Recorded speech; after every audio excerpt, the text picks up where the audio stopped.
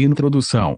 Nós estamos lidando com o quase desconhecido fato de nossa identificação com Cristo. Imediatamente você pergunta: o que significa identificação? Significa nossa união completa com Ele em seu sacrifício substitutivo. Por exemplo, este termo é usado: eu fui crucificado com Cristo. Esta é a nossa identificação com Cristo em sua crucificação. Eu morri com Cristo. Eu fui sepultado com Cristo. Eu me tornei vivo com Cristo. Agora eu estou sentado com Ele. Esta pequena preposição com é a chave que tem destrancado uma verdade há muito tempo escondida, a qual é de importância vital para nós. Os primeiros 2 ou 3 capítulos deste livreto guiarão a uma sala de uma maior revelação de Deus conectada com a nova criação. Capítulo 1. A lei de identificação. O ensinamento de identificação é o lado legal da nossa redenção. Isso revela a nós o que Deus fez em Cristo por nós, desde que Ele foi à cruz, até quando se sentou à destra do Pai. O lado vital da redenção é o que o Espírito Santo, através da palavra, está fazendo em nós agora. Várias vezes Paulo usa a preposição com em conexão com seu ensinamento substitutivo. Gálatas 2:20, eu fui crucificado com Cristo. Então ele nos conta que ele morreu com Cristo, que ele foi sepultado com Cristo. Isto nos dá a chave que destranca os grandes ensinamentos de identificação. Cristo se tornou um conosco em pecado, para que nos tornemos um com Ele em justiça. Ele se tornou como nós éramos, para que sejamos assim como Ele é agora. Ele se tornou um conosco na morte, para que sejamos um com Ele em vida. Há uma união dupla: primeira, sua união com o nosso pecado na cruz; segunda, nossa união com Ele em sua glória no trono. Efésios 2:6, e juntamente com Ele, nos ressuscitou, e nos fez assentar nos lugares celestiais em Cristo Jesus. Ele se tornou como nós éramos, para que nos tornemos como Ele é. Ele morreu para nos fazer viver. Ele foi feito pecado para nos fazer justos. Ele se tornou fraco para nos fazer fortes. Ele sofreu vergonha para nos dar glória. Ele foi ao inferno para nos levar para o céu. Ele foi condenado para nos justificar. Ele foi feito doente para que a cura pudesse ser nossa. Ele foi expulso da presença de Deus para nos fazer bem-vindos lá. No fato da identificação nós temos uma das mais ricas fases da redenção. Capítulo 2. Ser crucificado com ser isto. Quando Paulo disse: eu fui crucificado com Cristo, significou que ele tinha sido julgado, condenado, expulso, despojado, pregado na cruz.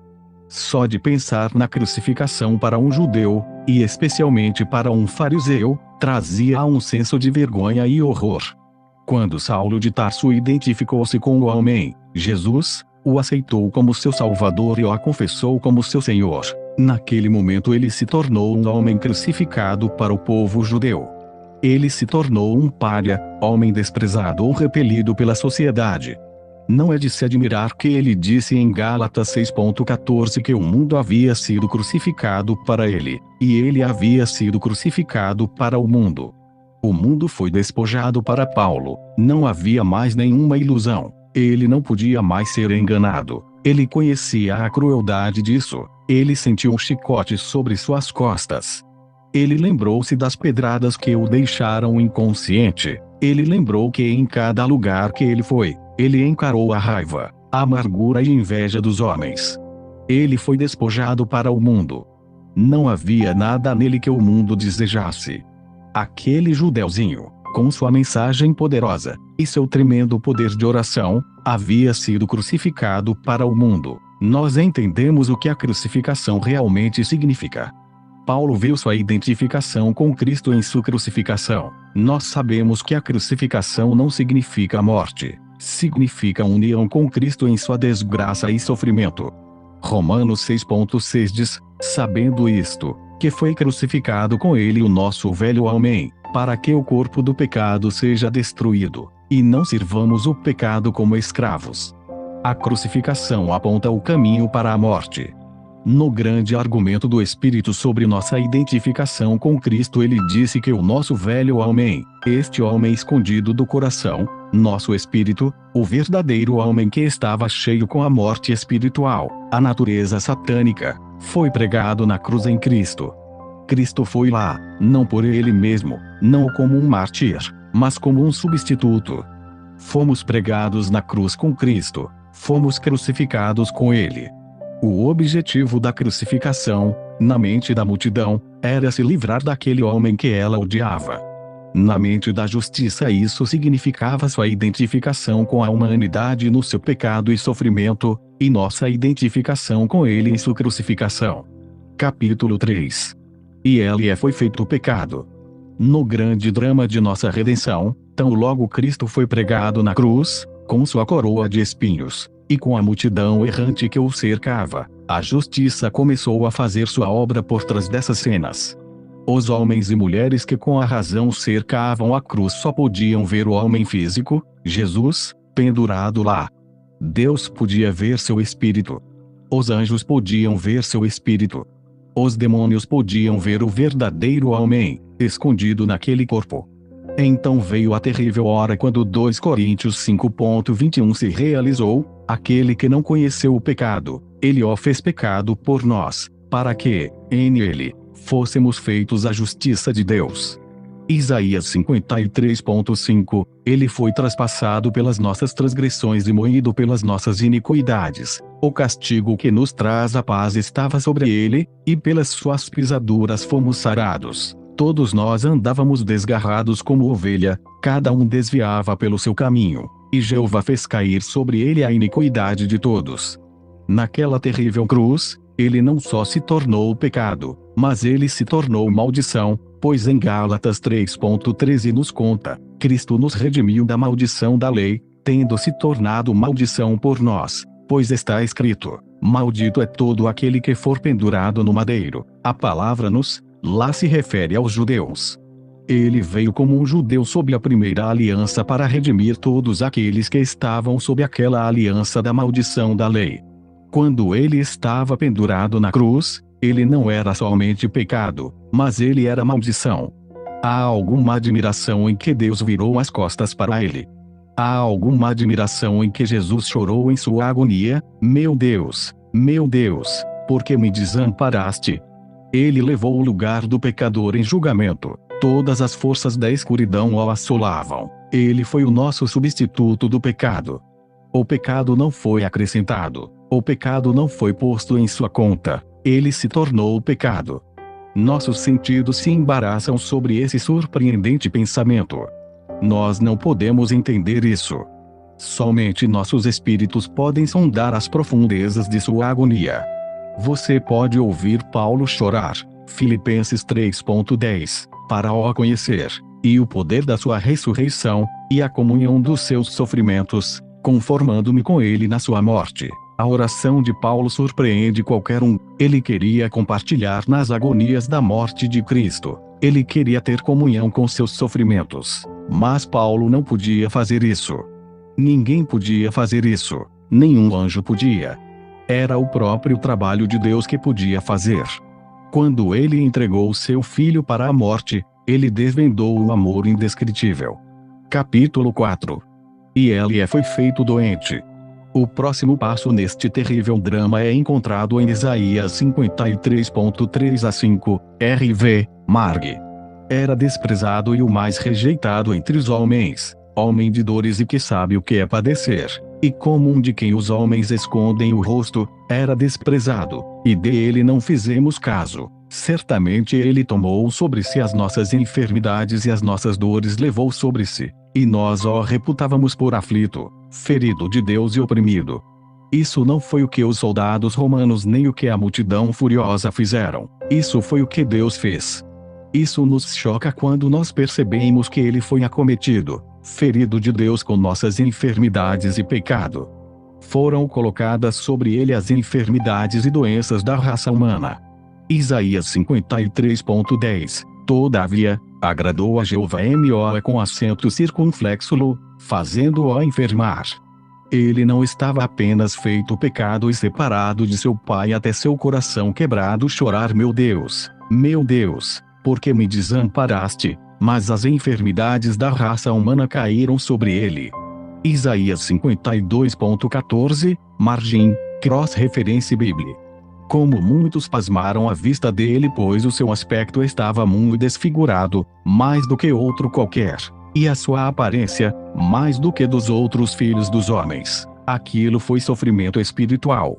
Foi quando o homem oculto do coração se tornou não somente pecado, mas doença. Foi o lado espiritual da agonia na cruz. Foi quando o nosso pecado e doenças foram lançados sobre ele.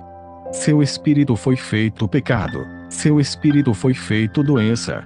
Se o coração pudesse somente entender isso, que ele foi feito pecado, e que fomos identificados com ele na cruz, então nós poderíamos entender a realidade de sua obra de substituição. Esta verdade tem sido uma doutrina ao invés de uma realidade para a maioria de nós. Ele não somente pôs nossos pecados sobre ele, mas ele nos pôs em ele. O homem inteiro foi envolvido neste sacrifício, seu espírito, alma e seu corpo. Fomos pregados na cruz com ele e em ele, nossas doenças foram parte dele. Quando o coração reconhecer isto, será o fim do domínio da doença. Pois se ele foi feito doente com a nossa doença, Satanás não tem direito legal de pôr doenças em nós, e no nome de Jesus podemos nos libertar do poder de Satanás. Verdadeiramente, nós temos corpos mortais, mas este corpo mortal é cheio com a vida de Deus. 2 Coríntios 5.4, para que o que é mortal, possa ser absorvido pela vida. Romanos 6.14, o pecado não terá domínio sobre vós, ou literalmente, o pecado não será senhor sobre vós. Nem a doença e a dor serão senhores sobre nós. Vemos agora que se Satanás perdeu seu domínio, ele não pode pôr doenças em nós. Entendemos que a doença é espiritual, ela é manifesta em nosso corpo físico como uma enfermidade. O mundo vê a doença nos nossos corpos, Deus vê a doença em nossos espíritos. Deus nos cura através da palavra. É a palavra que cura os nossos espíritos, é a palavra que nos recria. É a palavra que produz fé.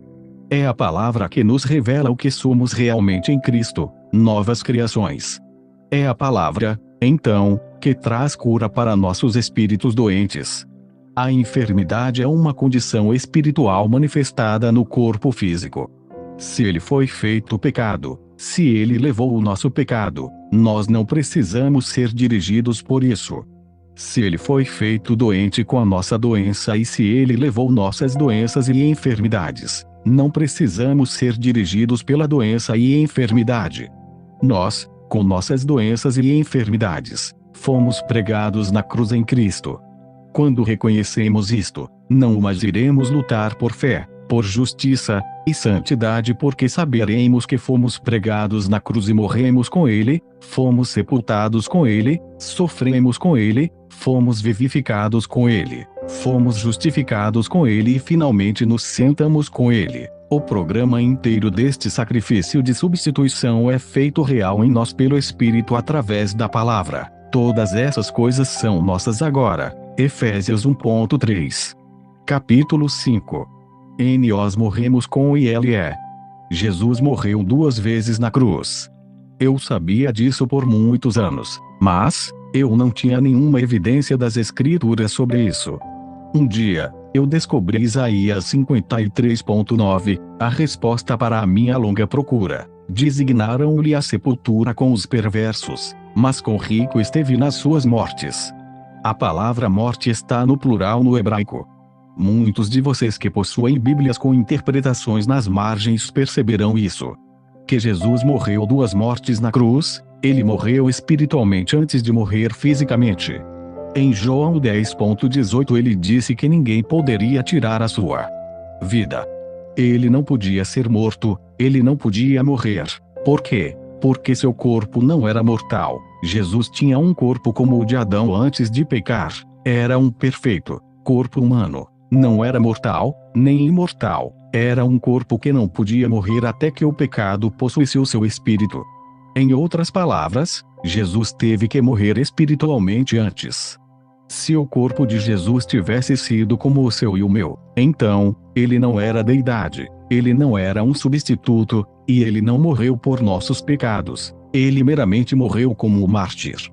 Mas, se ele tinha um corpo como o corpo do primeiro homem, Adão, que não era mortal, não sujeito à morte, quer dizer sujeito a Satanás, então ele era deidade. No nosso último capítulo nós vimos o homem pregado na cruz de Cristo.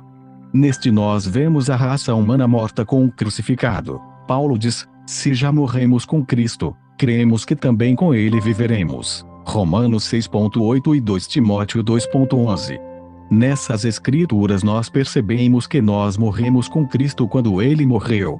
Ele foi o nosso substituto. Nós éramos um com ele na cruz. Nós éramos um com ele em sua morte. Ele morreu sob nosso julgamento, em nosso lugar. Ele morreu porque ele foi feito pecado. Se nós o aceitamos, não pode haver nenhum julgamento para nós. Isaías 53.10 a 12, todavia, ao Senhor agradou M.O. com acento circunflexo, fazendo-o enfermar. Quando ele der a sua alma como oferta pelo pecado, verá a sua posteridade e prolongará os seus dias, e a vontade do Senhor prosperará nas suas mãos. Ele verá o fruto do penoso trabalho de sua alma e ficará satisfeito. O meu servo, o justo, com o seu conhecimento, justificará a muitos, porque as iniquidades deles levará sobre si. Por isso, lhe darei muitos como sua parte, e com os poderosos repartirá ele o despojo. Porquanto o derramou a sua alma na morte, foi contado com os transgressores, contudo, levou sobre si o pecado de muitos e pelos transgressores intercedeu. Isso parece com a revelação de Paulo, não parece. A revelação paulina é o desvendamento do que aconteceu desde o tempo que Jesus foi feito pecado na cruz, até sentar-se à destra de Deus. Em nenhum outro lugar nós podemos encontrar esse conhecimento. Isso é substituição. Isso é identificação absoluta. Isso é uma parte da grande verdade substitutiva em profecia. Ele esvaziou a sua vida para a morte. Através dessa morte nós fomos feitos vivos. Foi o nosso pecado que o matou. É a sua justiça que nos dá vida. Ele bebeu o cálice da morte, para que bebamos o cálice da vida.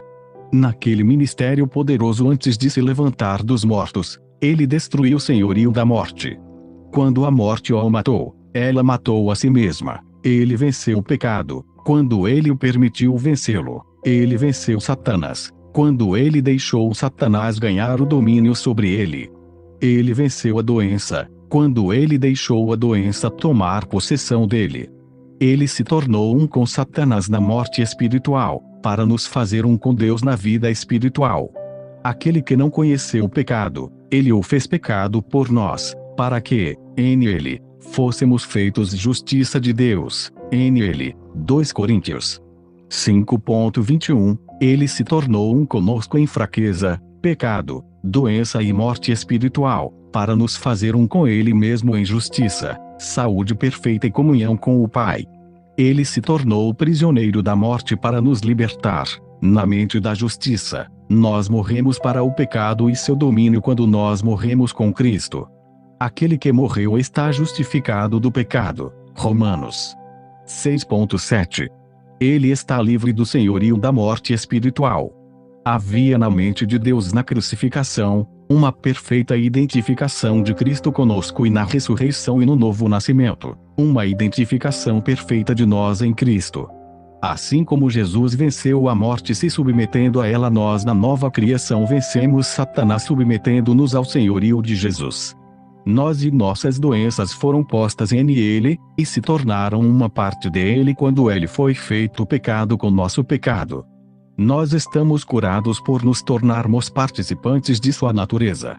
Doença e enfermidade não pertencem à nova criação. É uma coisa anormal na mente do Pai um Filho de Deus estar doente. Nós morremos com ele.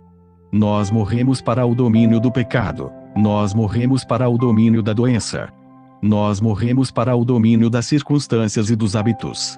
1 Pedro 2.24, se torna uma realidade. Carregando ele mesmo em seu corpo sobre o madeiro, os nossos pecados, para que nós, mortos para os pecados, vivamos para a justiça, por suas chagas, fostes sarados. Isso é identificação, nossa explícita identidade com Ele no pecado e no julgamento na cruz. Que nós morremos para os pecados, sua morte e a nossa morte são idênticas. Esta não é sua morte física, isto é espiritual. Ele morreu 2 vezes lá. Ele participou de nossa morte espiritual. Nós éramos explicitamente um com Ele naquele julgamento. Para que pudéssemos viver para a justiça, ou, para que pudéssemos participar de sua justiça como Ele participou de nossos pecados, para que pudéssemos ser justos assim como Ele se tornou pecado com os nossos pecados. Então a próxima maravilhosa afirmação, pelas suas pisaduras, fostes sarados. Ele não só teve nossa natureza pecaminosa, mas Ele teve nossas doenças. Ele tomou posse de nossas doenças, Ele as levou quando Ele levou o pecado. Por suas pisaduras somos curados. Isto é emocionante, assim que, como, Ele levou nosso pecado e nossas enfermidades tornando-se pecado e enfermidade por nós, então somos participantes de sua justiça e cura quando aceitamos sua obra por nós. Cristo morreu uma vez por todas como nosso substituto do pecado. Ele, no julgamento, cumpriu a exigência da justiça por nós. Ele os levou com Ele quando Ele foi ao lugar da substituição, ao lugar do julgamento, ao lugar do sofrimento. Estou convencido de que o Pai nos olha em Cristo como perfeitos, assim como a obra consumadora de Cristo é perfeita. Ele viu que nossa união com Satanás era uma união perfeita. Éramos um com o diabo. Ele pôs nossa morte espiritual em Cristo. Efésios 2:10. Pois somos feituras dele criados em Cristo Jesus. Esta obra foi feita pelo grande mestre feitor, Cristo, antes de ele levantar dos mortos. O Pai nos vê agora em toda a nossa beleza e perfeição em Cristo. Esta beleza é toda dele mesmo. Ele nos fez para agradar seu próprio coração. Morremos uma vez por todas em Cristo. Morremos para o domínio de Satanás. Morremos para os velhos hábitos que nos aprisionavam. Não precisamos morrer novamente. A teoria de nosso morrer dia após dia com Cristo vem da velha versão, estou crucificado, que é uma incorreta tradução. A passagem em 1 Coríntios 15:31 está falando da vivência de Paulo na presença da morte física, à espera de ser lançado aos leões na arena. Morremos uma vez com Cristo. Agora vivemos com Ele, reinamos com Ele. Sua perfeita redenção é nossa. Sua perfeita justiça é nossa. Tudo que Ele é e fez é nosso. Tudo que somos é dele. O Pai nos fez um com Ele mesmo em Cristo. Capítulo 6. Nós fomos enterrados com Ele. Nós vimos como Ele se tornou pecado com o nosso pecado, como Ele se tornou nosso substituto, carregando nossas doenças. Nós o vimos sobre absoluto domínio e poder do adversário na cruz. Nós o vimos levar a cruz carregando nossas doenças e pecados enquanto ele era levado em nosso lugar de confinamento. Nós podemos ver a gratificação de Satanás. Nós podemos ver a grande celebração no inferno quando Satanás trouxe Jesus dentro da prisão. Leia Atos 2:24, 27, 31 a 32. Você lembra como os filisteus regozijaram sob Sansão, e com que alegria eles o acharam e o prenderam indefeso.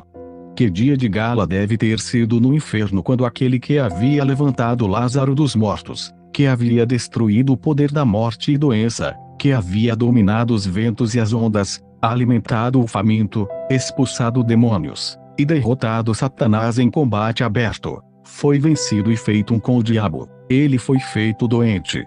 Eles podiam ver nele todas as doenças das épocas. Que momento terrível deve ter sido!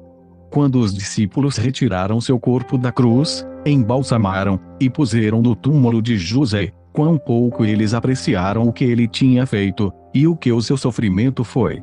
Quão pouco o mundo apreciou onde Jesus estava e o que ele estava fazendo. Eles puseram o seu corpo num túmulo, e o governo romano o selou e enviou guardas para vigiar para que o corpo de Jesus não fosse roubado. Eles o ouviram gritar: meu Deus, por que me desamparaste? Deus desamparou aquele que eles amavam. Eles haviam perdido toda a esperança. Eles pensavam que era ele que ia redimir Israel. Por 3 dias e 3 noites o Cordeiro de Deus foi nosso substituto no inferno. Ele estava lá por nós. Ele estava lá esperando até que os clamores de justiça estivessem plenamente conhecidos. Como uma hora que nunca havia sido, e nunca poderá ser de novo. Tinha que haver um encontro adequado da penalidade, das transgressões da raça humana, e ele as encontrou. Ele se tornou um com Satanás quando ele se tornou o pecado, assim como agora nós nos tornamos um com ele quando nós somos recriados. Capítulo 7. E ele a sofreu. Ele suportou tudo aquilo que a humanidade podia sofrer. Era a deidade sofrendo pela humanidade. O Salmo 88 na Bíblia Cross-Referência diz: ele foi posto na mais profunda cova de abismo, nos lugares escuros, em densas trevas. O 7º versículo: sobre mim pesa a tua ira, tu me abates com todas as tuas ondas. Eu tenho chamado pelo meu Deus dia e noite, tu não me ouves. O 3º versículo diz: cheio de problemas, pesado com maus, tu me levaste ao Seol, o reino da morte. Eu me tornei um homem sem Deus. O coração não pode entender isso. A mente fica muda na presença de uma verdade como essas. O 15º versículo: ando aflito e prestes a expirar desde moço, sob o peso dos teus terrores. Estou desorientado, por sobre mim passaram as tuas iras. Os teus terrores deram cabo de mim. Eles me rodeiam como água, de contínuo, a um tempo me circundam. Para longe de mim afastaste amigo e companheiro. Os meus conhecidos são trevas. 4 atributos divinos vistos no inferno. Nós vamos para a parte mais extraordinária do sofrimento de Cristo. Ele gritou: você mostrará maravilhas aos mortos. Aqueles que estão enganados se levantarão e o louvarão. Lá embaixo, naquele lugar horrível, Deus mostrou suas maravilhas aos mortos. Seu poder foi exposto. Ele os deixou ver o terror do pecado e a absoluta justiça de Deus. Seu amor foi exposto. Mais do que isso, ele mostrou a bondade do amor de Deus. Ele disse: a bondade de seu amor será mostrada na sepultura. Sua eterna fidelidade exposta. E sua justiça na terra do esquecimento. Eles viram Jesus, que havia sido feito pecado, feito como um justo assim como ele era antes de ser feito pecado. Em vê-lo feito justo, Satanás testemunhou o fato de que a justiça se fez possível para a humanidade na nova criação. Cristo foi vivificado lá na esfera da morte. Ele foi chamado primeiro dentre os mortos. Deus disse a ele: tu és o meu filho, hoje te gerei. Os exércitos do inferno o viram sair da morte. Eles testemunharam o triunfo de Deus, e a glória de nosso incomparável Cristo. Não foi bom para ele nos dar esta figura gráfica somente de sua morte e sofrimento, mas do seu triunfo e glória. Durante toda a eternidade, nos arquivos da Suprema Corte do Universo, haverá registros da visita do Filho ao inferno, da derrota de Satanás e da legal redenção do homem. Eles o viram cancelar dele mesmo os principados e potestades. Eles o viram paralisar a capacidade de morte de Satanás. Eles o viram conquistar as hóstias do líder negro. Eles o viram despojar Satanás da autoridade e do domínio o qual ele roubou de Adão no jardim. Eles o viram levantar da morte, um vencedor. Eles sabiam que isso era a vitória da nova criação. Eles nos veem vivificados com ele, justificados com ele, ressurretos com ele, feitos vitoriosos com ele. Apocalipse 1:17-18 foi sua canção de vitória. Eu sou o primeiro e o último, e aquele que vive. Estive morto, mas eis que estou vivo pelos séculos dos séculos e tenho as chaves da morte e do Hades. Capítulo 8. Vivificados com o ILE. Colossenses 2:13, e vós outros, que estáveis mortos pelas vossas transgressões, e pela incircuncisão da vossa carne, vos deu vida juntamente com ele, perdoando todos nossos delitos. Efésios 2:5, e estando nós mortos em nossos delitos, nos deu vida juntamente com Cristo. Este é o coração da redenção. Romanos 6:5, porque, se fomos unidos com ele na semelhança de sua morte, certamente, o seremos também na semelhança da sua ressurreição. Aqui testemunhamos o milagre das eternidades. Isso aconteceu naquela prisão subterrânea da morte. Jesus foi vivificado. Atos 13:33. Como Deus a cumpriu plenamente a nós, seus filhos, ressuscitando a Jesus, como também está escrito no Salmo 2: Tu és o meu filho, eu hoje te gerei. Paulo, pelo Espírito, nos deu Colossenses 1:18. Ele é a cabeça do corpo, da igreja. Ele é o princípio, o primogênito dentre os mortos, para em todas as coisas ter a primazia. Ele foi morto com a nossa morte. Ele morreu 2 vezes, espiritualmente e fisicamente. 1 Pedro 3:18. Pois também Cristo morreu, uma única, pelos pecados, o justo pelos injustos, para conduzir-vos a Deus, morto, sim na carne, mas vivificado no, ou seu, Espírito. Que transformação deve ter acontecido? Como deve ter sacudido a fundação daquele lugar horrível quando eles o viram vivificado, quebrar as prisões da morte espiritual, e arremessou as forças da morte que o haviam assolado na cruz. Agora nós podemos entender Efésios 2:10. Somos feitura dele, criados em Cristo Jesus. Quando nós fomos criados, na mente da justiça, foi quando Jesus foi recriado lá embaixo. Foi quando a igreja foi realmente nascida de Deus. A fé de Deus na obra de seu Filho. Deus é um Deus de fé. Ele contou as coisas que não eram como se fossem. Lá embaixo no inferno ele nos contou justos, contou-nos vivos. Ele nos contou novas criações, seus filhos e filhas, antes de vir o dia de Pentecostes e o primeiro contingente do corpo de Cristo que veio a existir. Ele contou as coisas que não eram como se já fossem, e elas se tornaram. O momento que nós o aceitamos como nosso Salvador e Senhor, este novo nascimento é feito uma realidade em nós. Capítulo 9. E ele foi feito justo. Você percebeu no último capítulo que ele foi vivificado, e que fomos vivificados com ele na mente da justiça. Esta vida era a natureza do Pai, e quando ele recebeu esta natureza ele se tornou justo mais uma vez. Ele foi feito pecado.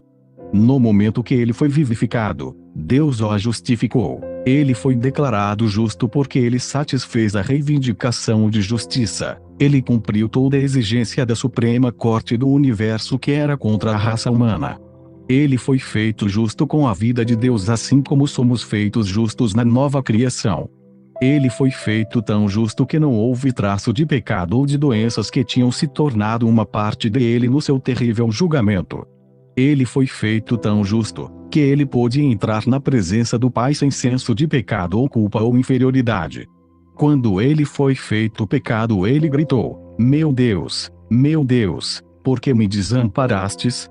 Quando ele foi vivificado, Deus disse a ele: Tu és o meu filho, hoje te gerei.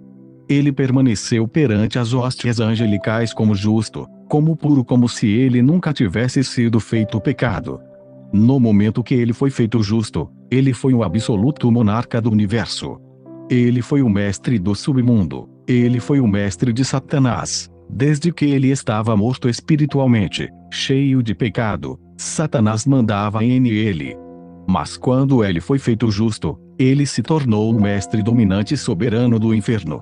Se ele foi feito justo, então todos nós que o aceitamos como nosso Salvador, o confessamos como nosso Senhor e recebemos vida eterna, somos automaticamente feitos justos naquele momento, e podemos dominar as forças do inferno no seu nome. É tudo pela graça, não por obras. Somos feituras dele, criados em Cristo Jesus. Somos criados na justiça e santidade da verdade. Efésios 4:24. A mesma vida eterna ou natureza de Deus que fez Jesus justo foi concedida a nós no novo nascimento. Foi alguma maravilha aquilo que o Espírito disse através de João: assim como ele é, somos nós neste mundo. Agora podemos entender 2 Coríntios 5:21, aquele que não conheceu o pecado ele o fez pecado por nós, para que pudéssemos nos tornar a justiça de Deus em ele. Romanos 3:26, para que ele pudesse ser justo e justiça daquele que tem fé em Jesus, tradução literal. Deus se tornou a justiça de Deus, e no momento que aceitamos Cristo como Salvador, confessamos ele como nosso Senhor, e cremos que Deus o ressuscitou dos mortos, ele se torna a nossa justiça. Assim como Deus se torna a justiça de Jesus, ele se torna a justiça da nova criação. Assim como ele se torna a vida de Jesus, ele se torna a vida da nova criação. Essa verdade revolucionará a igreja quando ela compreender isso. Efésios 2:6 E juntamente com ele, nos ressuscitou, e nos fez assentar nos lugares celestiais em Cristo Jesus. Isto nunca poderia ter sido uma parte da revelação a menos que você fosse tão justo quanto ele foi. Você não vê a explícita intrepidez que isso lhe dá na presença de toda sorte de doenças, ou de Satanás mesmo. Você pode ver que coragem isso dá quando você entra em sua presença. O sentido da junção com ele é tão real quanto seu senso de junção foi conosco quando ele foi feito pecado e doença. Vamos nos levantar e tomar nossos lugares como vencedores, como conquistadores. Vamos em frente e fazer a obra que Jesus começou a fazer quando ele estava aqui. Capítulo 10 E ele venceu a Satanás. Este foi o maior evento das eternidades. O Filho Eterno foi justificado, vivificado em espírito e despojou os principados e potestades, fazendo deles um show abertamente, triunfando sobre eles. Ele triunfou sobre Satanás. Ele venceu as hostes do inferno. Ele despojou Satanás da autoridade e domínio que ele tinha de Adão na queda. Você estava com ele quando a batalha aconteceu. Você foi identificado com ele. Assim como você foi identificado com ele, quando ele foi crucificado, quando ele morreu, quando ele foi sepultado, quando ele foi vivificado, quando ele foi justificado, você estava com ele naquela vitória sobre o adversário. Foi sua vitória, não dele. Ele não precisava lutar aquela batalha, ele fez isso por você. Quando ele venceu o adversário e o despojou de sua autoridade, na mente do Pai, foi como se você tivesse feito isso. Você é o mestre, Senhor, de Satanás, assim como Jesus foi quando ele ressuscitou dos mortos. Assim como Jesus venceu o adversário durante sua caminhada na terra, você pode vencê-lo hoje. Isso significa domínio sobre todas as obras de Satanás. Isso significa que você é esperado para fazer as obras que Jesus começou. Foi o fim da derrota e da falha. Foi o início de uma nova era. É tempo de apreciarmos o que Deus fez por nós em Cristo. É tempo de valorizarmos o que significa ser um membro do corpo de Cristo. De valorizarmos a posição na qual Ele nos colocou e a autoridade que Ele nos deu no nome de Jesus. Quando Ele derrotou Satanás, foi nossa vitória. Nós somos agora os vencedores justos. Nós somos os senhores, mestres, de Satanás. Nós agora reinamos como reis no reino da vida através de Jesus Cristo, nosso Senhor ressurreto. Satanás não pode mais ter domínio sobre nós. Doença está sobre os nossos pés. Nós somos filhos da nova criação. Não há algum problema de fé. Nós somos seus filhos, todas as coisas são nossas. 1 Coríntios 3:21 Todas as coisas são sua. Nós não precisamos ter fé pelas coisas que são nossas. Vamos agradecê-lo e ir em frente e curtir a abundância desta maravilhosa redenção. Capítulo 11 ressuscitados com ele. A ressurreição do Senhor Jesus é a prova da derrota de Satanás, da redenção do homem e do direito legal de Deus fazer o crente uma nova criação. Efésios 1:7 se sobressai com sugestividade e conforto peculiar. No qual temos a redenção, pelo sangue, a remissão dos pecados, segundo a riqueza de sua graça. Nós temos nossa redenção, não é algo que nós temos que orar ou pedir. No momento que nós somos nascidos de novo, neste momento, a redenção é nossa. O domínio sobre nós acaba. Nossa vida de servidão e medo tem que terminar. Essa redenção é de acordo com as riquezas de sua graça. Nós somos livres. Nestes capítulos prévios nós temos tido a oportunidade de ver a abundância e riquezas da graça do Pai em sua obra substitutiva em Cristo. Efésios 2:6 E juntamente com ele, nos ressuscitou, e nos fez assentar nos lugares celestiais em Cristo Jesus. Nós fomos crucificados com ele, mortos com ele, sepultados com ele, sofremos com ele, fomos justificados com ele, vivificados com ele, vencemos Satanás com ele, e ressuscitamos juntos com ele. A ressurreição de Jesus é a prova de nossa vitória sobre o adversário. É a prova que não pode ser negada. Cada pessoa que aceita Cristo como Salvador, na mente de Deus é um vencedor sobre o adversário. Tão poucos dos filhos do Pai têm visto esta poderosa verdade, que a nossa vitória estava na vitória de Cristo. Quando Jesus quebrou as grades da morte, venceu Satanás e o pecado, foi a nossa vitória. Colossenses 3.1. Portanto, se fostes ressuscitados juntamente com Cristo, nós fomos ressuscitados juntamente com Cristo. Na mente do Pai, isso foi nossa tradução do reino das trevas para o reino do Filho do seu amor. Foi a nossa redenção. Nós quebramos o domínio de Satanás sobre nosso corpo, alma e espírito em Cristo. Mas, talvez a maior mensagem de nossa perfeita vitória sobre o adversário é encontrada em Efésios 1.19a, e qual a suprema grandeza do seu poder para com os que cremos, segundo a eficácia da força e do seu poder, o qual exerceu ele em Cristo, ressuscitando-o dentre os mortos e fazendo-o assentar à sua direita nos lugares celestiais, acima de todo principado, e potestade, e poder, e domínio, e de todo nome que se possa referir não só no presente século, mas também no vindouro, e pôs todas as coisas debaixo dos pés e, para ser o cabeça sobre todas as coisas, o deu à igreja. A mesma capacidade que fez o corpo morto de Jesus se reanimar e se encher com imortalidade está hoje no crente.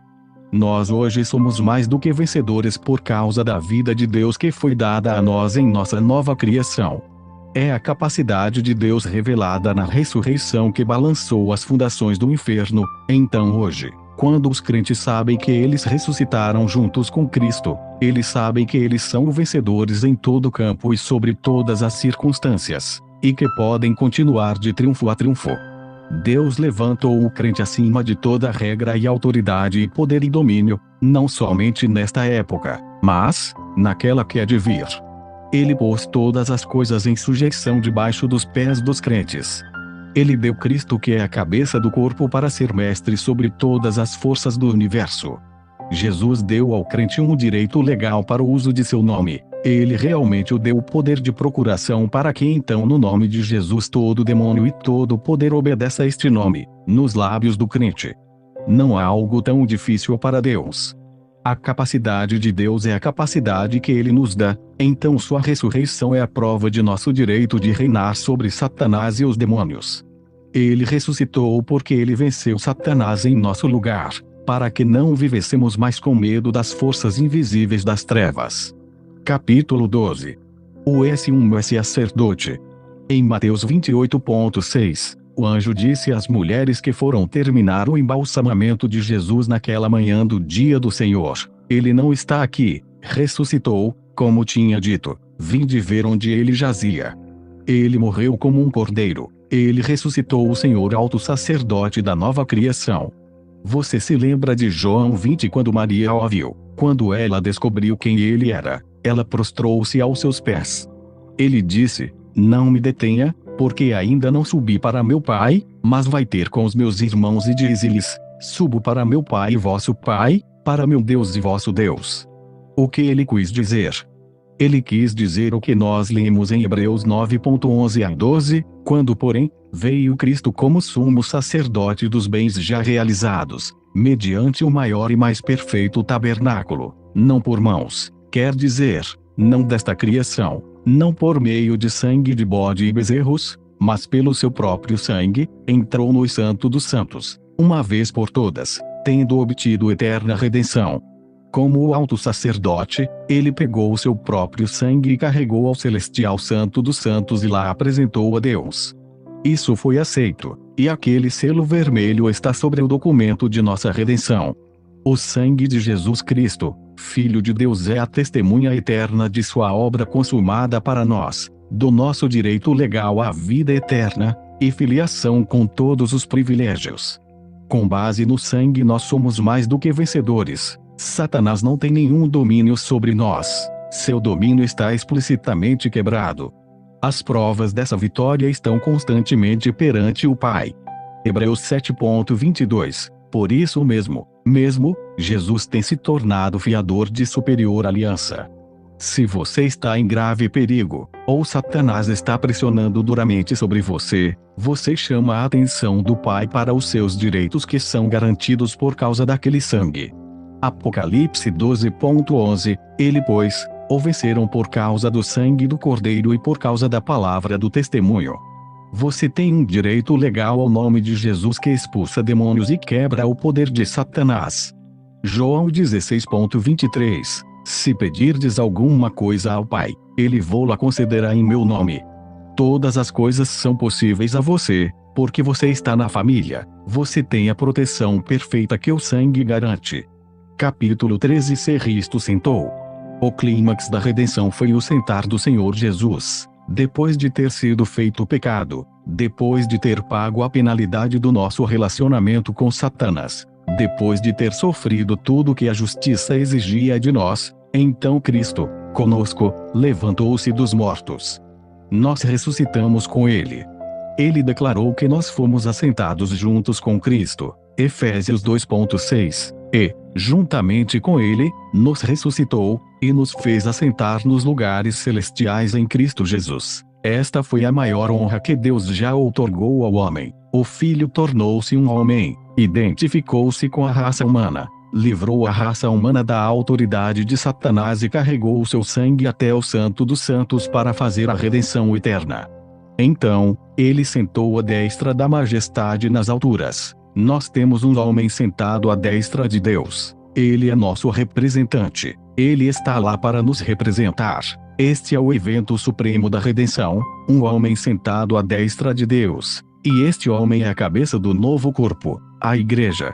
Há alguma maravilha quando ele diz: bendito Deus e Pai de nosso Senhor Jesus Cristo que nos tem abençoado com toda sorte de benção espiritual nas regiões celestiais em Cristo. Efésios 1:3. Nós não somente estamos sentados na mais alta posição do universo, mas também nós fomos abençoados com toda a sobredimensão que é necessária para manter nosso lugar como membros do seu glorioso corpo. Na mente de Deus, cada um de nós está em Cristo agora. Ele nos vê nele. Quando nós vamos ao trono da graça em oração, é como se Jesus estivesse indo lá, pois nós vamos em seu nome. Colossenses 3:3, porque morrestes, e a vossa vida está oculta juntamente com Cristo, em Deus. Nós estamos escondidos do adversário, mas estamos visíveis ao Pai. Hebreus 9:24, porque Cristo não entrou em santuário feitos por mão, figura do verdadeiro, porém, no mesmo céu, para comparecer, agora, por nós, diante de Deus. Ele está lá à destra do Pai como aquele que nos ama, como nosso Senhor, como aquele que nos amou e deu a si mesmo por nós. Nós podemos ver que nossa redenção é uma coisa completa e acabada. Se Cristo sentou-se à destra de Deus, é porque o Pai o aceitou e aceitou o que ele fez por nós. O fato de que ele está sentado lá, é o selo de nossa aceitação no amado. Capítulo 14. É liberando capacidade de Deus dentro de nós. A coisa mais emocionante que eu já aprendi sobre redenção é a maravilhosa capacidade de Deus que está no crente. Nós temos a vida de Deus em nós. E, assim, se alguém está em Cristo, é nova criação, as coisas antigas já passaram, eis que se fizeram novas. 2 Coríntios 5:17. Perceba cuidadosamente que o crente é uma nova criação. Ele é criado em Cristo Jesus. Ele é o acabamento de Deus. Essa nova criação se tornou uma realidade para ele porque ele recebeu a vida e a natureza de Deus. 1 João 5:13, estas coisas vos escrevi, a fim de saberdes que tendes a vida eterna, a vós outros que credes em o nome do Filho de Deus. Você pode ver agora o que você tem dentro de você, se você é seu filho, a vida e natureza de Deus. 2 Pedro 1:4 nos diz que nós nos tornamos participantes da natureza de Deus, pelas quais nos têm sido doadas as suas preciosas e muito grandes promessas, para que por elas vos torneis co-participantes da natureza divina, livrando-vos da corrupção das paixões que há no mundo. Jesus enfatiza isso por sua ilustração: eu sou a videira, vós sois os ramos. João 15:5. O objetivo de sua vinda foi para que tenhamos vida, e a tenhamos em abundância. João 10:10. Eu vim para que tenham vida e a tenham em abundância. Você recebeu a vida eterna. Esta vida eterna é a natureza do Pai como revelada em Cristo, como um ramo da videira. A mesma vida que está manifesta na videira está fluindo através de você e frutificando. É a vida da videira em você que produz frutos de amor, de fé e de alegria. Você tem a palavra de Deus habitando em você. Colossenses 3:16. Habite ricamente em vós a palavra de Cristo. O que ela está fazendo lá? Ela está admoestando, está educando, está treinando, está corrigindo, está construindo fé e amor dentro de seu espírito. Atos 20:32. Agora, pois, encomendo-vos ao Senhor e à palavra da sua graça, que tem poder para vos edificar e dar herança entre todos os que são santificados. É a palavra que fortalece. É a palavra que faz você conhecer sua herança. É a palavra que revela a você seu relacionamento com Deus, Pai. É a palavra que faz você conhecer seus direitos e privilégios em Cristo. Você se lembra de que foram as palavras de Cristo que curaram muitas das pessoas que vieram até Ele. Ele disse que eram as palavras de seu Pai. A revelação paulina são as palavras do Pai sobre Jesus. Quando você diz que é uma nova criação criado em Cristo Jesus, as palavras do Pai estão expressando um fato através de seus lábios. Quando você diz, em nome de Jesus, doença, pare de existir, você está usando as palavras do Pai que Ele falou através dos lábios de Jesus. Quando você avançar com seus direitos de justiça e começar a dar frutos, serão o mesmo tipo de frutos que Jesus deu em sua caminhada na terra. Justiça significa a capacidade de ficar na presença do Pai sem o sentido de culpa ou inferioridade. Essa justiça se torna sua através da obra de Cristo terminada.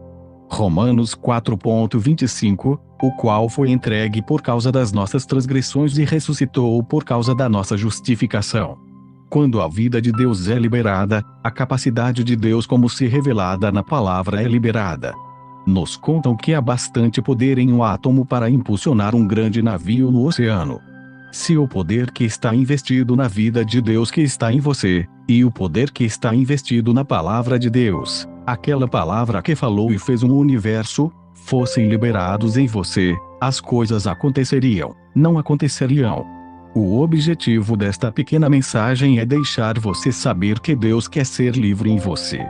Você tem o nome de Jesus. Você conhece João 14:13 a 14, e tudo quanto pedirdes em meu nome, isso farei, fim de que o Pai seja glorificado no Filho. Se me pedirdes alguma coisa em meu nome, eu farei. Isto não é orar ao Pai, nem fazer um pedido a Jesus. É usar o nome como Pedro usou na Porta Formosa quando ele livrou aquele homem da paralisia infantil. É mandar as forças das trevas tornarem-se obedientes à autoridade do nome de Jesus. Esse nome é seu. Você pode não ter tirado proveito dele. Jesus deu o poder de procuração para usar o seu nome. Ele disse em Mateus 28:18 a 19, toda a autoridade me foi dada no céu e na terra, ide portanto e fazei discípulos de todas as nações. A palavra discípulo significa estudante, alguém que aprende. Nós estamos aqui para fazer estudantes da palavra de todas as nações. Você tem a capacidade de ir e fazer isso. Em meu nome expulsarão demônios, imporão as mãos sobre os enfermos e eles ficarão curados. Marcos 16:17 a 18. Isso pertence a você agora. A idade dos milagres é a sua época. É a época presente. Você pode viver e andar na plenitude da capacidade de Deus. Você pode deixar a habilidade se liberar em você. Este é um desafio de amor: deixar a vida de Deus se liberar em você, deixar a palavra se liberar em você, dar o nome de Jesus o seu verdadeiro lugar na sua vida. Você tem o Espírito Santo em você. Jesus prometeu aos discípulos que o Espírito Santo, que estava com eles, estaria neles. No dia de Pentecostes, depois que ele os recriou, ele entrou em seus corpos.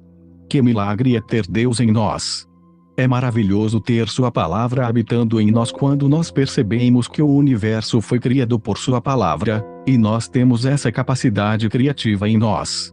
Agora nós temos Deus, Ele mesmo em nós, junto com Sua palavra.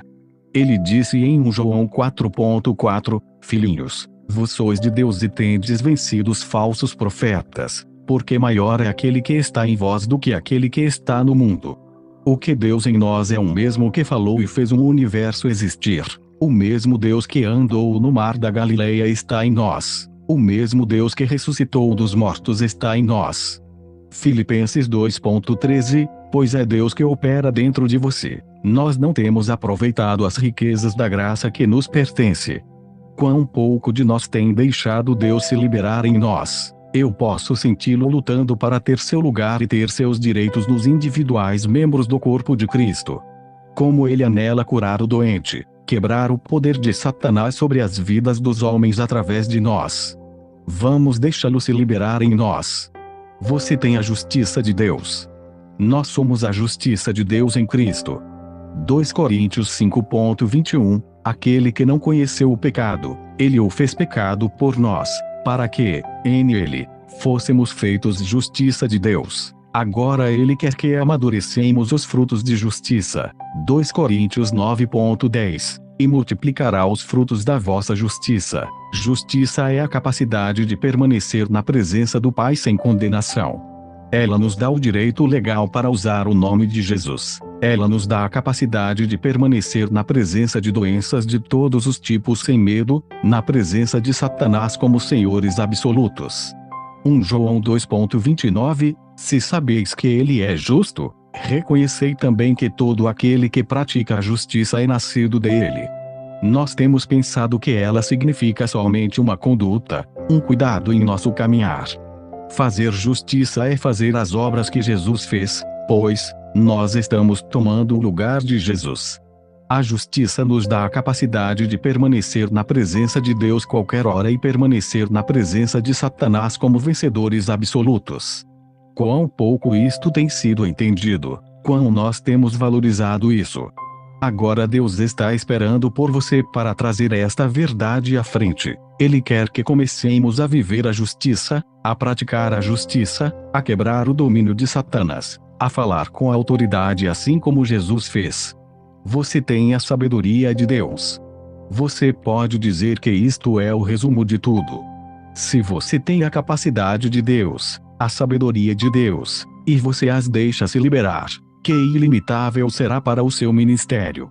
Não é um problema de educação, mas de deixar Deus se liberar em você, liberando capacidade de Deus que está dentro de você. Lacrada em você hoje está a capacidade de Deus. Jesus foi feito sabedoria para você. Mas vós que sois de Cristo Jesus, que foram feitos sabedoria de Deus.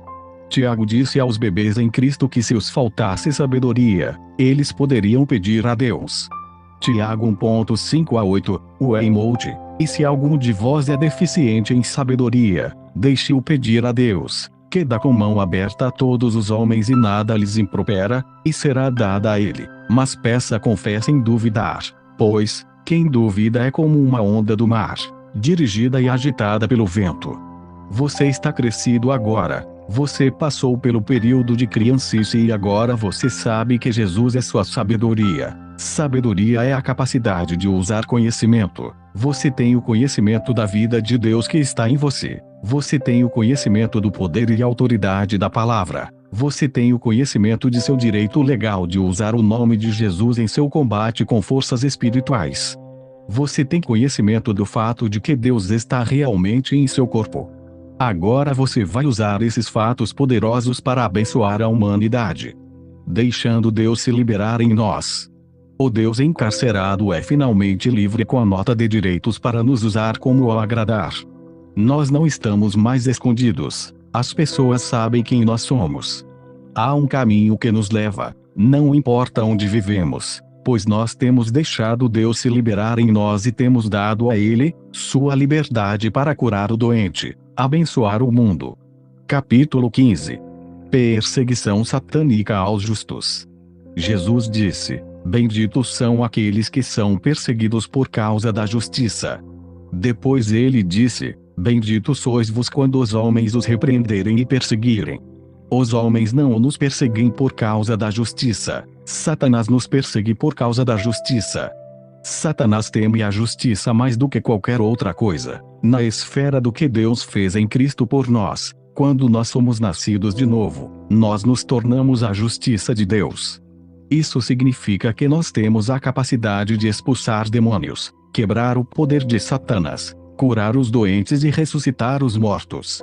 A justiça da libertação do medo de Satanás e suas obras. Ela dá um novo sentido de filiação. Essa consciência de filho gera uma fé heróica. Ela acaba com o sentimento de inferioridade espiritual, e explicitamente destrói a consciência de pecado em nós. Nós podemos andar perante os homens assim como Jesus andou, porque nós sabemos que somos novas criações. A vida velha foi explicitamente destruída. Nós sabemos que cada pecado que já cometemos foi remido. Sabemos que os pecados que nós cometemos desde que fomos nascidos de novo foram perdoados. E nós ficamos na presença de Deus assim como Jesus ficou quando ele andou na terra. Nós ousamos tomar nossa posição e fazer esta confissão corajosamente. Satanás procura nos manter conscientes do pecado, e procura nos roubar a consciência de filho. Desde que ele consiga nos manter conscientes do pecado, nós seremos surrados. Quase todos os ensinamentos de hoje tendem a manter as pessoas sobre condenação. O ministério nunca percebeu que sua obra é libertar o homem da consciência do pecado e fazê-lo consciente de Deus, consciente do Filho, consciente da vitória, consciente da fé, consciente do amor. Quando percebemos que nascemos do amor e que temos a natureza do amor de Deus em nós, nós começamos a mostrar a fragrância do céu.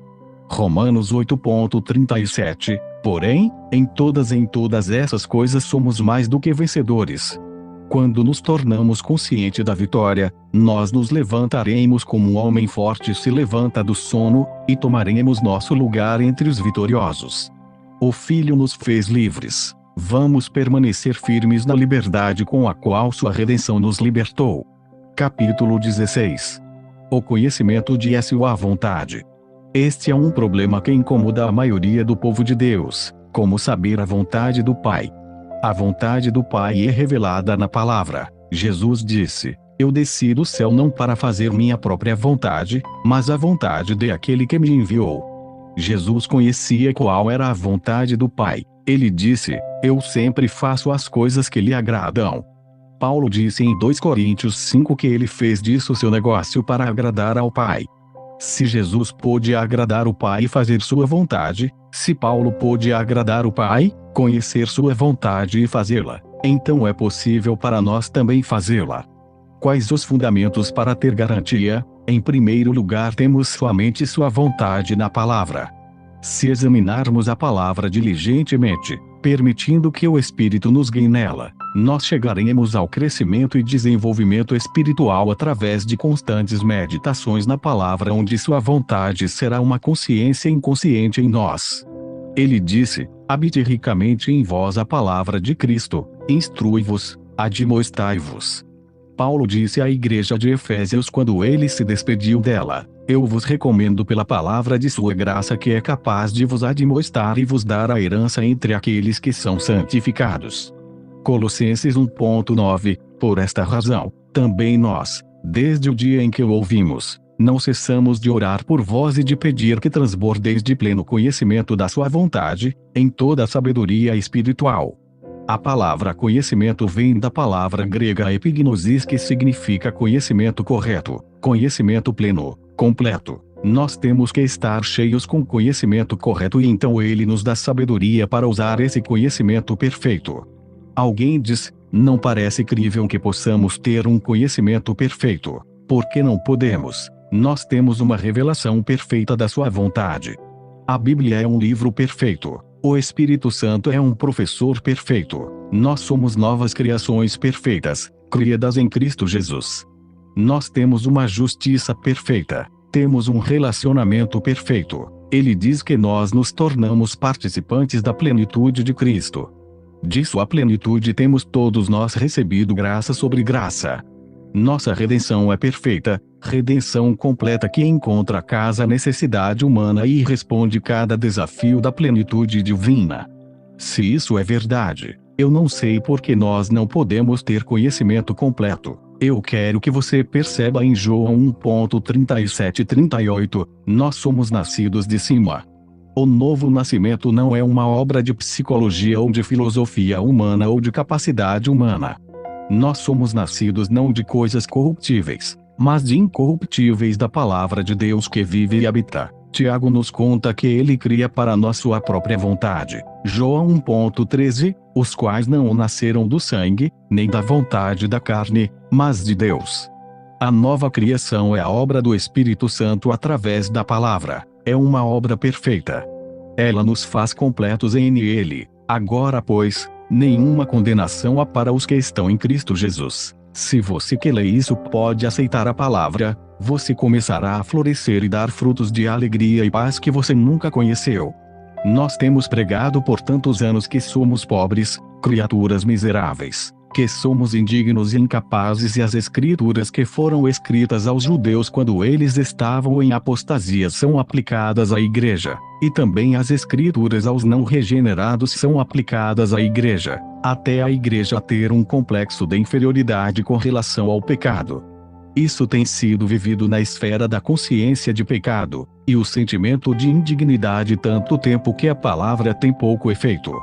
Nós queremos trazer isto para você hoje. A palavra é uma mensagem perfeita. Você deve ter um conhecimento perfeito da vontade do Pai. Seria interessante olhar essas escrituras. Efésios 1:17, para que o Deus de nosso Senhor Jesus Cristo, o Pai da glória, vos conceda espírito de sabedoria e de revelação no pleno conhecimento dele. Não é o conhecimento dos sentidos, mas o conhecimento dele, e o Espírito guiará o seu coração a isso. Efésios 4:13, até que todos cheguemos à unidade da fé e do pleno conhecimento do Filho de Deus, à perfeita varonilidade, à medida de estatura da plenitude de Cristo. Há um conhecimento pleno e completo o qual nós vamos crescer. Esta expressão ocorre 12 ou 14 vezes no Novo Testamento, especialmente nas epístolas. Isso tem me levado a crer que o Pai quer que nós conheçamos sua vontade. Colossenses 1:12, tradução Roterrão, dando graças ao Pai que nos tem dado a capacidade de desfrutar nossa parte da herança dos santos na luz. A palavra grega dunamis traduzida a poder significa capacidade. Deus tem nos dado sua capacidade para conhecer sua vontade, para saber qual é a nossa parte na herança dos santos na luz. Nós temos a capacidade, é a capacidade dada por Deus. Nós temos o Espírito Santo que Jesus disse que nos guiaria a toda a verdade. Ele é o nosso professor, nosso guia, nosso instrutor que habita em nós. Eu não consigo ver onde há algum motivo para nós vivermos em fraqueza, falha e ignorância da vontade do Pai e de nosso lugar e posição em Cristo e de nossos direitos e privilégios. Nós não temos mais direito de desonrar o Pai e desonrar a Jesus do que Jesus teve quando ele andou aqui na terra. Somos os filhos e as filhas de Deus. Somos herdeiros de Deus e co-herdeiros com Cristo. Temos privilégios e direitos na família.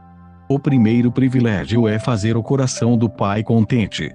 Capítulo 17. Tendo sua própria fé. Pense em ter fé na sua própria fé. Pense na emoção de ter suas próprias orações respondidas. Uma mãe veio apressadamente até mim em um culto e disse: Ó, Senhor, Kenin, Deus ouviu a minha oração na noite passada e curou o meu bebê. Ela era cristã há muitos anos, e nunca tinha tido suas orações respondidas.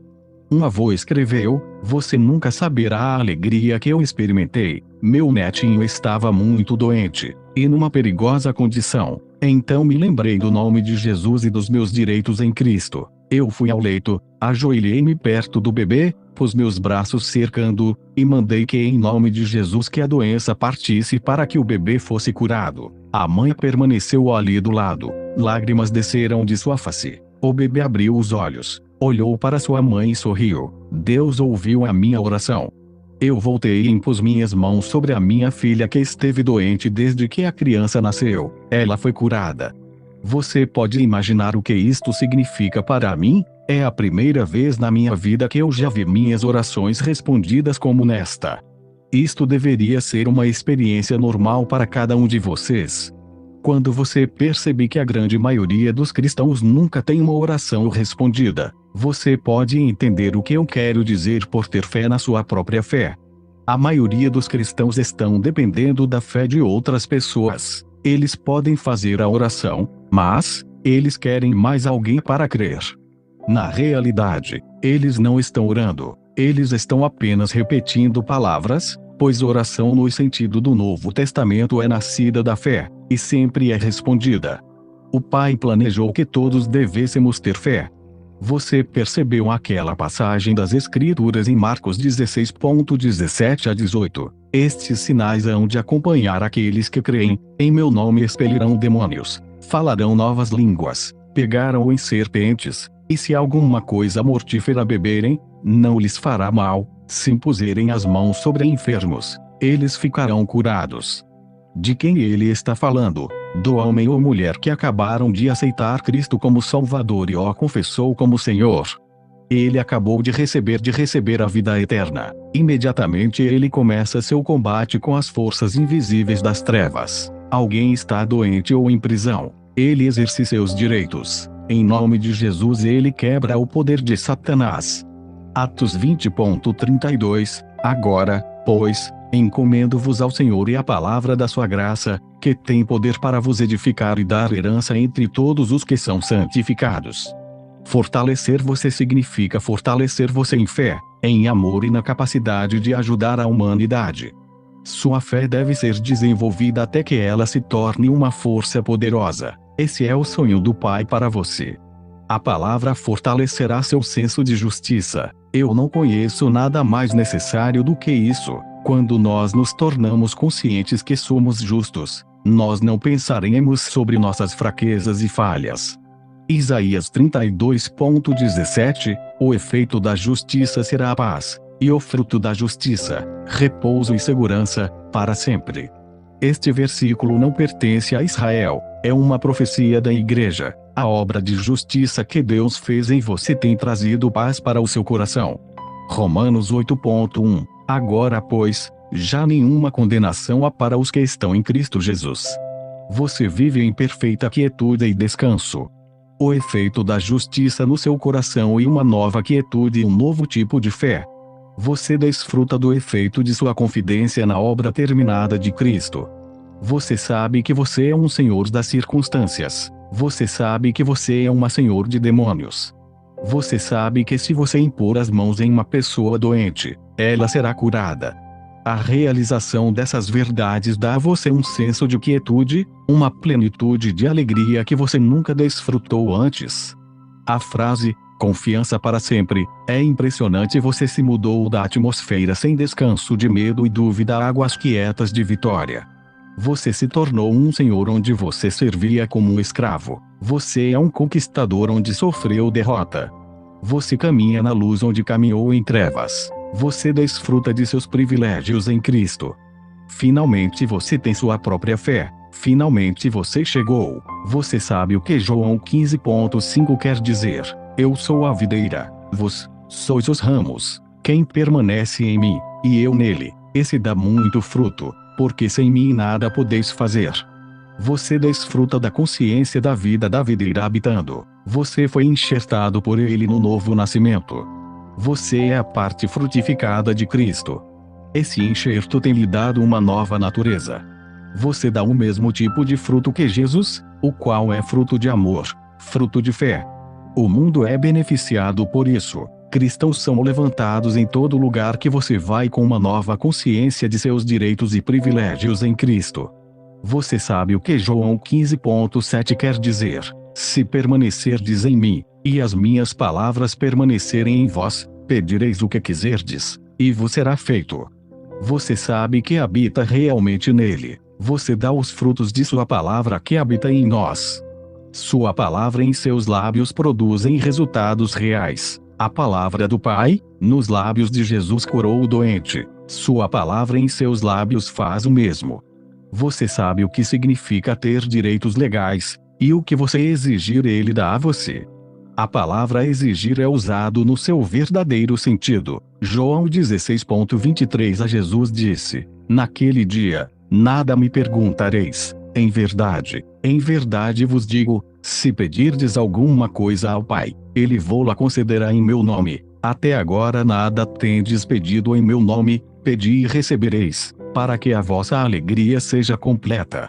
A palavra pedir significa exigir.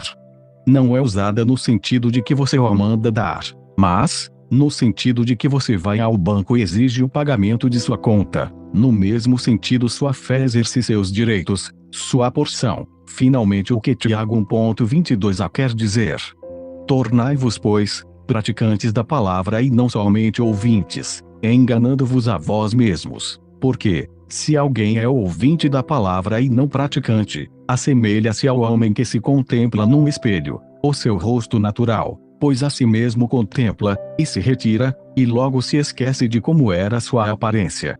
Você tem se tornado um praticante da palavra. Você não é apenas um ouvinte. Você não ilude a si mesmo com falsas esperanças.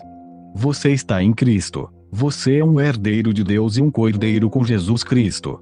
Você sabe que sua palavra habita você, produz resultados. Você é uma pessoa que produz. Você não está marcando passo por aí.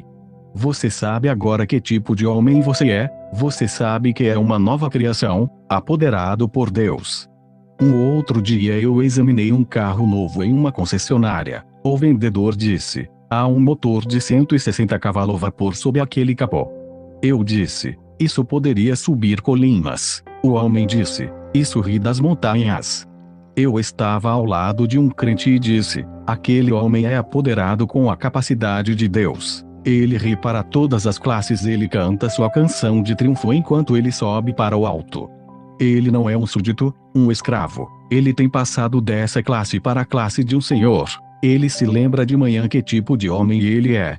Ele encara a vida com uma canção de vitória. A palavra de Cristo habita nele ricamente em toda sabedoria e prudência. Colossenses 3,16.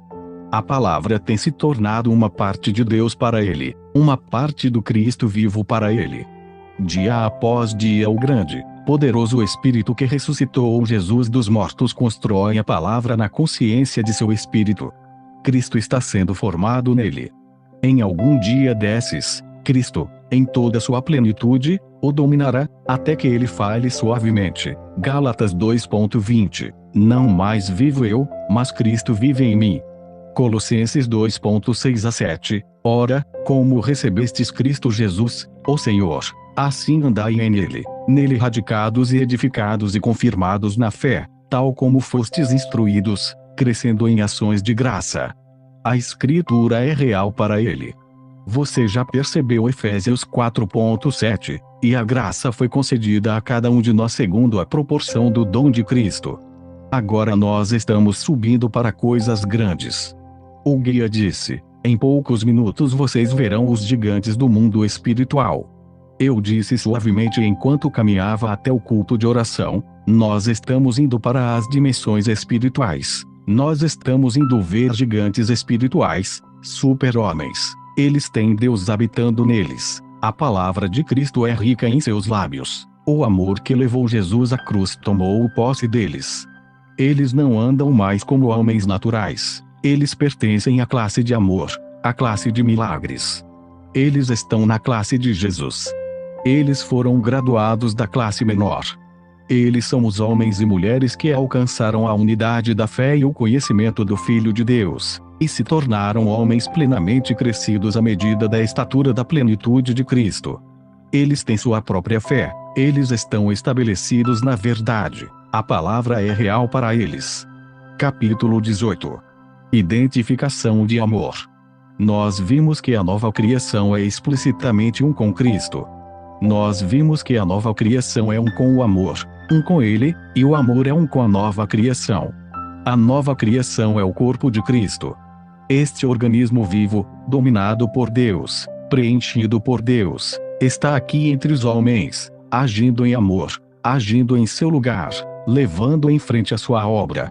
No primeiro capítulo de Atos, Lucas diz pelo Espírito as coisas que Jesus começou a fazer e ensinar. Nós começamos onde ele parou de fazer. Nós continuamos a obra que ele deixou. Ele era o carregador de fardos, aquele que ama. Ele está agindo em nós, através de nós e conosco. Carregadores de fardo. Nós somos agora seus carregadores de fardo. Nós carregamos sua carga com sua força. Nós fazemos sua vontade com sua capacidade. Ele está vivendo sua vida em nós. Nós sabemos, talvez não percebamos isso, não mais vivo eu, mas Cristo vive em mim. Nós temos perdido o espaço que tinha a razão, desde que aprendemos a caminhar no novo caminho. Ele disse, eu sou o caminho. Não é uma estrada, é uma pessoa. Não é uma teoria, é uma realidade. Não é uma doutrina, é uma vida. Dogmas e doutrinas perderam seus significados. Eles nos prenderam em escravidão por anos. Agora nós somos livres. Romanos 15.1-2. Ora, nós que somos fortes, devemos suportar as debilidades dos fracos e não agradar-nos a nós mesmos. Esse é o método de Jesus. Ele foi forte, ele levou nossas enfermidades. Agora sua força nos fez fortes. Nós não somos seus críticos. Nós não os condenamos porque eles têm falhado. Nós dissemos e tomamos seus fardos, e os deixamos caminhar ao nosso lado, homens livres. Nós não condenamos aquele que está aprisionado por Satanás, pois, nos lembramos que uma vez já fomos escravos. Nós somos os que dão forças, os que lideram a luz no mundo de trevas. Que ministério tomar o lugar de Jesus?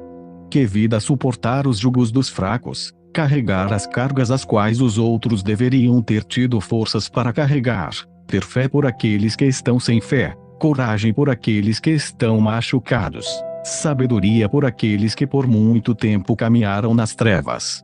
João 15.9-10. Como o Pai me amou, também eu vos amei, permanecei no meu amor. Se guardardes os meus mandamentos, permanecerei no meu amor, assim como também eu tenho guardado os mandamentos de meu Pai e no seu amor permaneço. Nós existimos para amar como Ele amou, para esvaziar nossas vidas, assim como Ele esvaziou a sua. Paulo viu o resultado real e nos deu em 2 Coríntios 5.13-14, porque, se enlouquecemos é para Deus, e se conservamos o juízo, é para vós outros. Pois o amor de Cristo nos constrange, julgando nós isto, um morreu por todos, logo todos morreram. Paulo creu no amor a ponto de ficar fora de si mesmo. A resposta de Paulo era, o amor de Cristo tem meu coração. Eu percebo que a morte de Cristo foi a morte de cada homem. O mesmo amor que causou Cristo morrer pelo homem constrangia o coração de Paulo e o fazia viver para eles.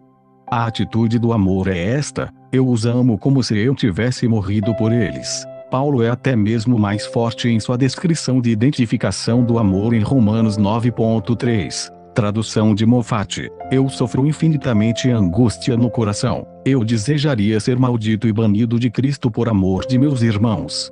Lendo isto sentimos que nós podemos dificilmente alcançar isso. Mas, isso não é tão difícil porque Ele nos fez amor, Ele nos fez como Ele mesmo. O que Ele foi no seu andar na terra, nós somos agora no nosso caminhar na terra. Ele tomou posse de nós em ordem de que pudéssemos tomar posse de seu sonho para o homem. Isso soa estranho, mas é belamente verdade, que amamos como Ele amou. Amamos com seu amor.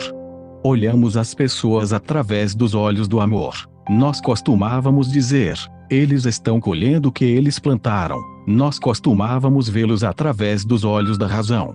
Agora dizemos, Pai, ajuda-me a ajudá-los. Estou pegando tua sabedoria e tua força para levar a carga que eles falharam em ter força de carregar.